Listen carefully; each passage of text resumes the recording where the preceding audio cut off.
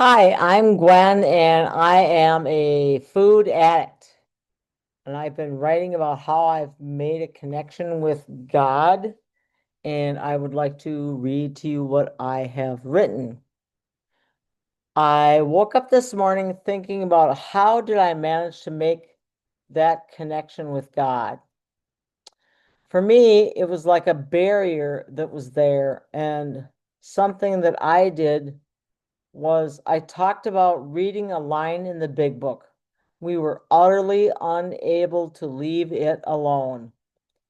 And in the context of the big book, it was talking about alcohol, of course.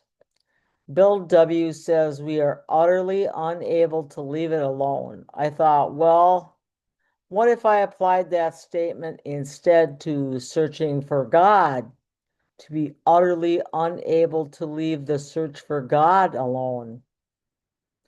I kept that thought uppermost in my mind. It was pretty easy to focus on that short sentence, utterly unable to leave it alone. I kicked up my search into high gear. Whenever I got an idea of some place to look, something to read, some speaker to listen to, I took action right away if I could. I compare it to breaking the sound barrier. It was the collaboration of many people who made it possible for Chuck Yeager to fly the first jet, and he broke the sound barrier. He'd gotten up enough speed. I collected experiences of other people and their spiritual experiences. I listened without judging what I was hearing. God gave me a brain so I could easily ignore things that didn't ring true to me. The things I found that clicked with me, I researched those things and expanded on them. God was gently leading me into the discovery of things about him that rejoiced in learning. There were things from a holy book that I was led to research. And many times, one day I had another idea about God protects children and drunks. I looked it up and discovered very illuminating information. Dictionary, thesaurus, and with a little bit of creative license, which he knows my curiosity and imagination. In a two-way prayer practice, he directed me to research those words. In the holy text, fool was the exact word, not drunk. A fool is described as, and I just looked this up on Google. Earlier Proverbs noted that wise people learn from observation, including their own failures. Those who lack godly wisdom and sense typically need to suffer more because they learn a lesson, but before they typically need to suffer more before they learn a lesson.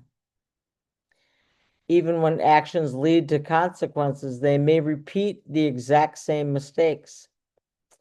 Solomon uses a nauseating illustration to make this point.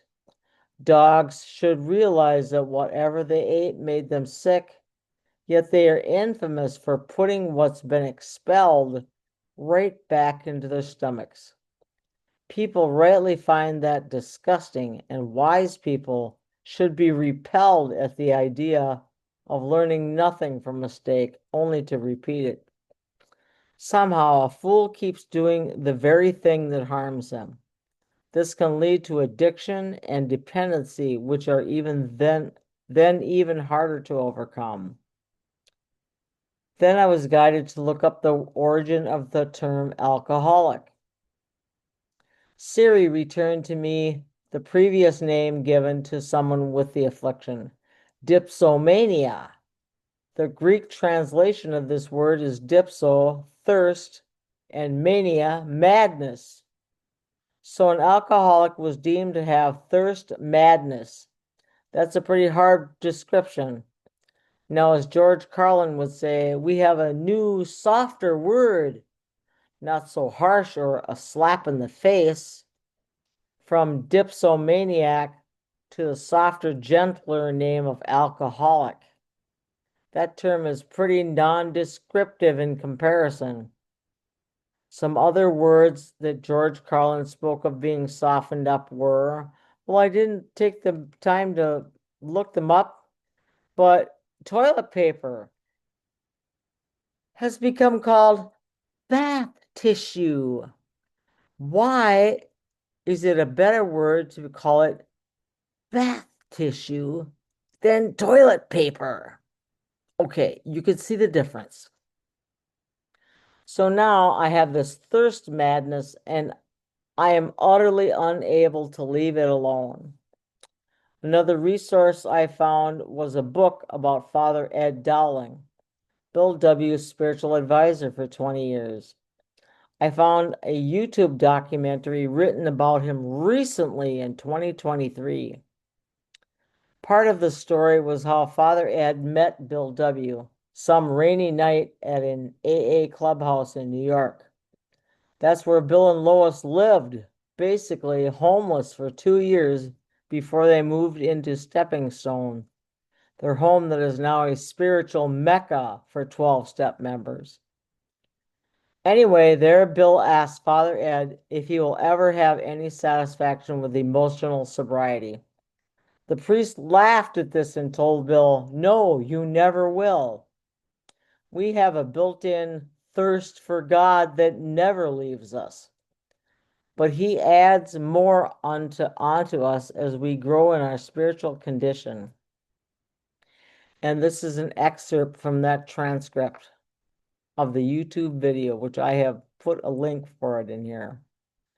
When Father Ed came up to see Bill in Bill's room, where he was staying at the AA clubhouse in New York, Father Ed said to him, "I'm intrigued by the connection between, or parallels that I'm seeing between your 12 steps and the spiritual exercises of St. Ignatius Loyola."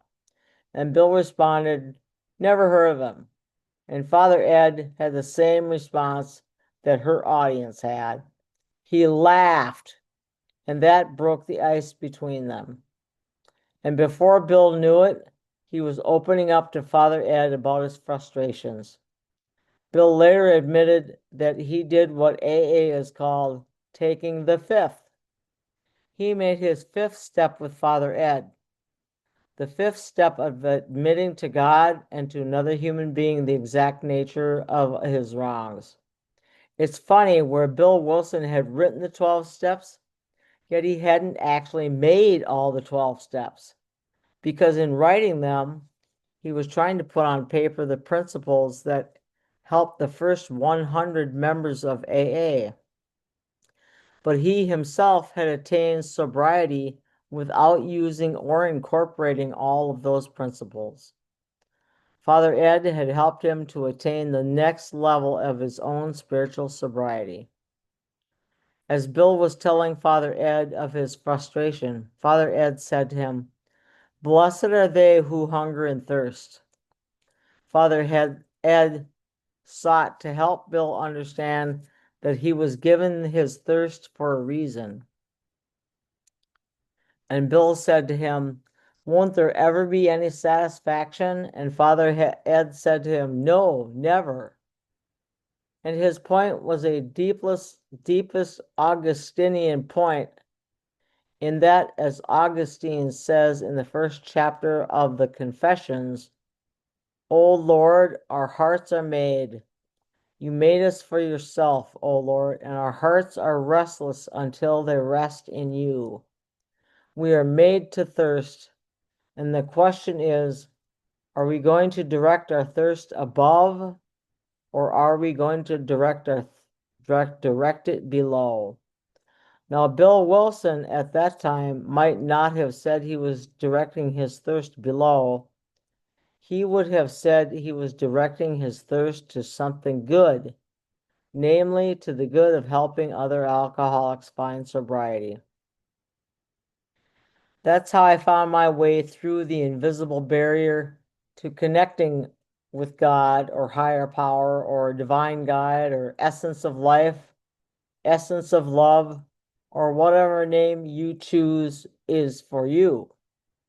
I don't have an official rock solid name for this, my creator.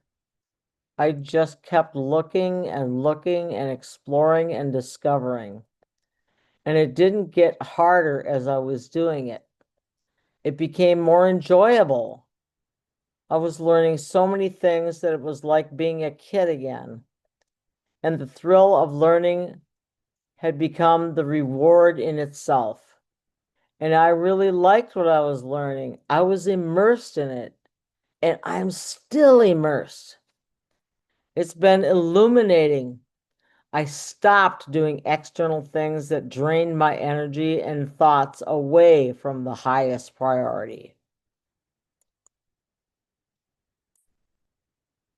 One very important spiritual teaching I solidly believe is to seek first the kingdom of heaven, or whatever your personal belief is relating to this spiritual teaching, and all these things will be added to you. When I look at the steps in the big book, it is geared to helping me seek that connection, clearing away the wreckage of the past, changing any erroneous beliefs I acquired doing my stumbling through life on my own. All the promises of the big book guarantee I will find that power I lack. And in so many ways, too.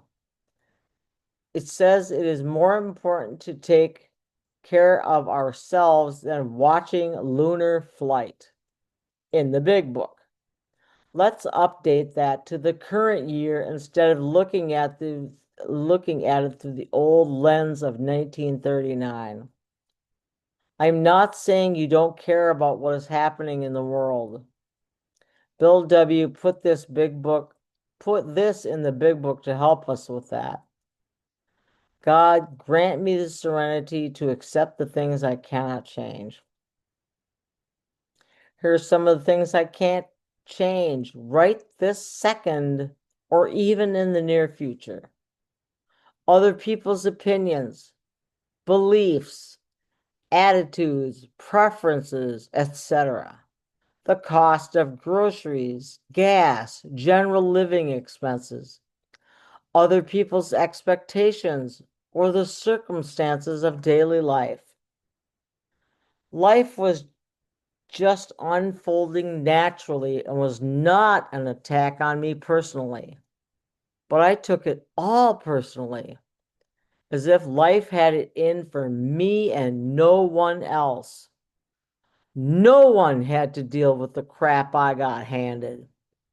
Of course, I never listened to anyone else's gripes because they had to listen to mine.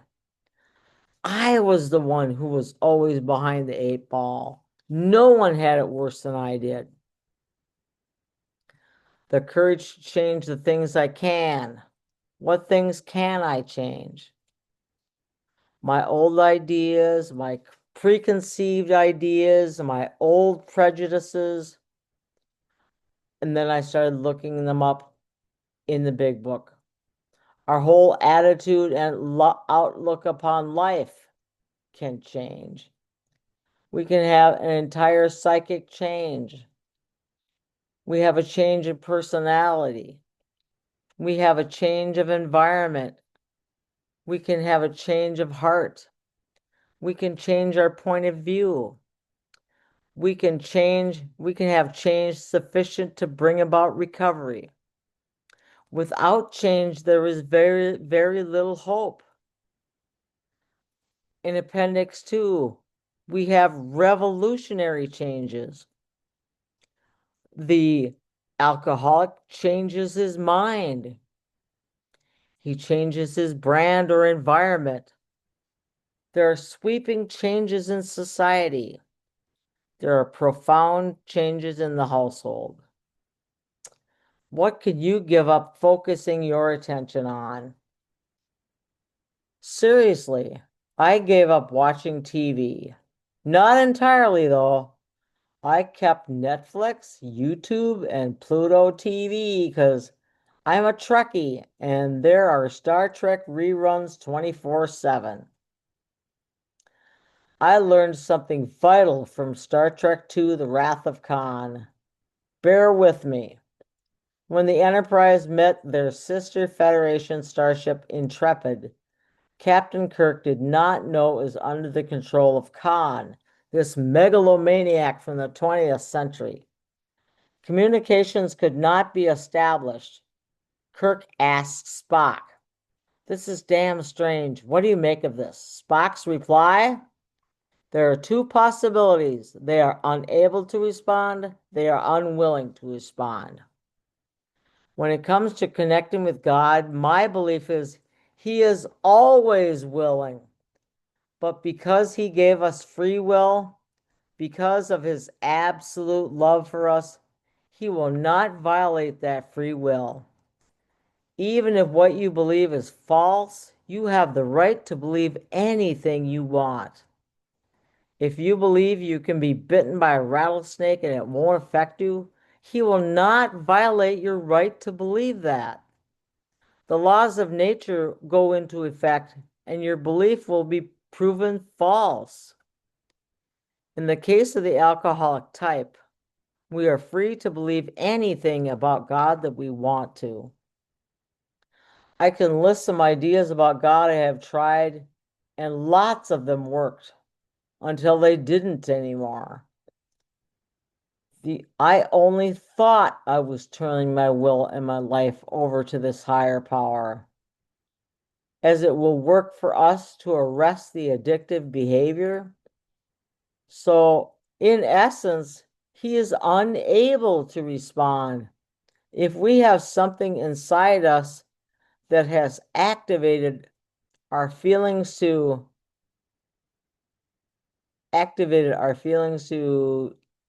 not want to connect.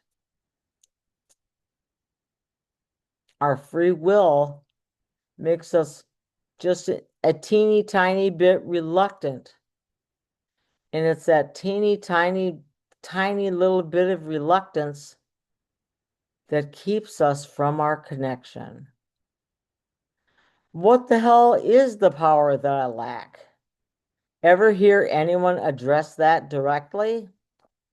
In my search for God, I have found this through a podcast and a retreat that I attended.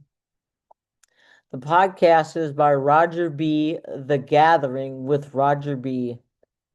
And this episode is called Aspects of God number 3, God is Love. And at the 39-minute mark, this is the transcript of what he says. The object of this book is to enable the reader to find a power greater than themselves which will solve their problem. And it's singular. Shouldn't it be problems? He thought for about 10 years it was a typo. And then he had one of his mentors explain it to him. The problem is you can only have one thought at a time. And any thought that separates you from God, any thought that separates you from your goodness, any thought that separates you from being helpful, kind, loving. So here's the problem. You can only have one thought at a time. But when the beast, the disease, drags us into the future with fears and what ifs, we can be overwhelmed by all the noise in our head because it feels like there's 80 different thoughts going on. And what it is one thought at a time with great rapidity. And all the thoughts lead to the same place, away from God. And I need to come home. Thoughts generated by your mind are automatic or autopilot. You are in an energy saving mode. Imagine trying to slow the Titanic down when you've been speeding along at your highest speed. Everything looks okay, but you have no idea just how difficult it's going to be to change course.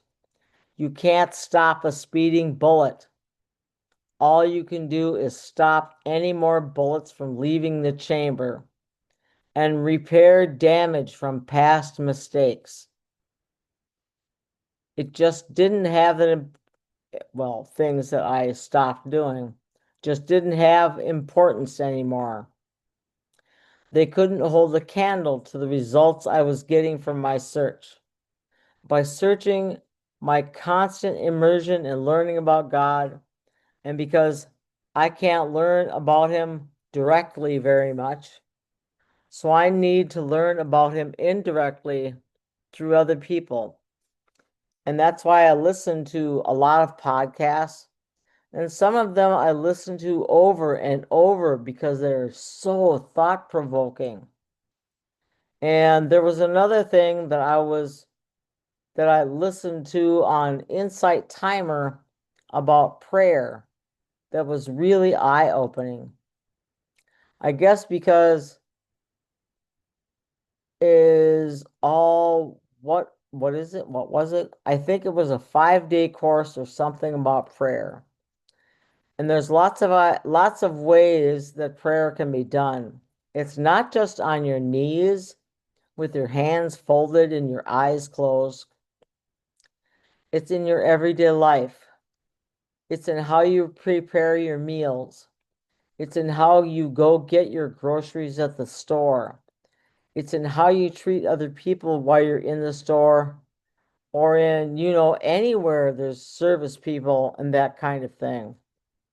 I know it's somewhere in the Bible. I think it was Paul who said, pray unceasingly or pray without ceasing. Well, how could he do that? It's really just having a constant dialogue with God. A lot of time I was really stuck in my head. I was talking down to myself.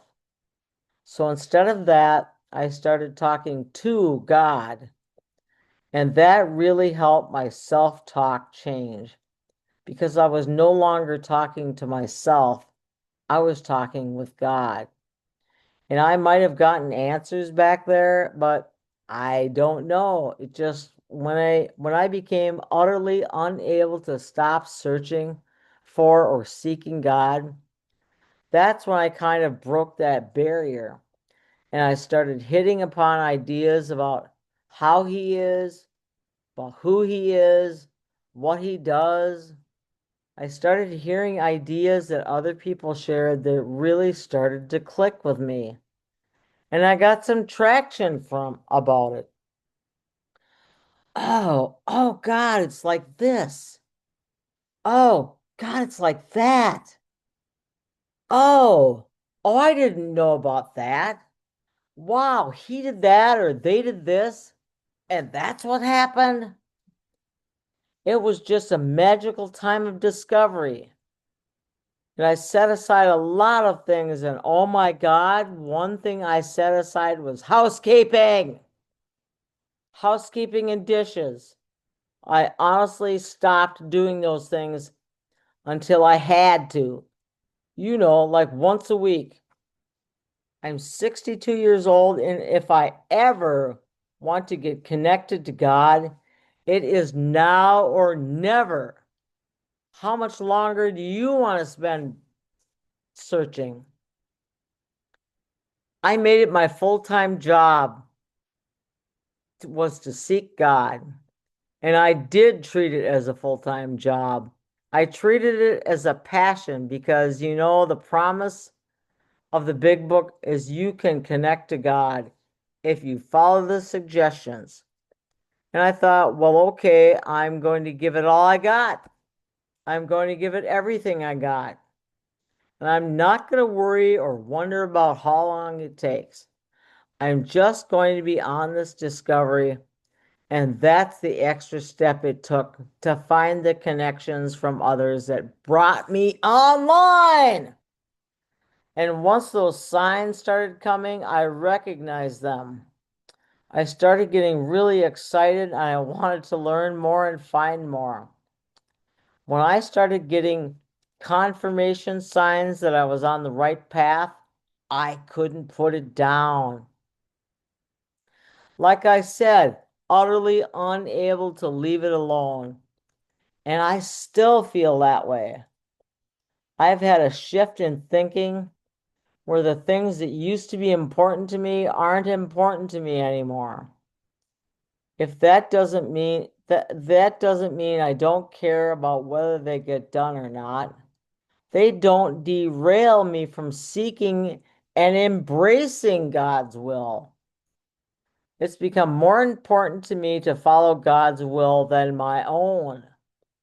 That wasn't a choice I made, but it has transformed into the desire to help others and follow the divine truth and no other.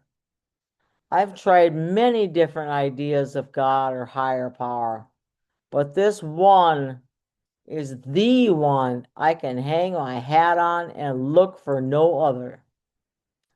I pray that every person inside and outside the rooms of recovery and anyone able to hear this message find what I have found. God wants me to help you find your way home. What did he say?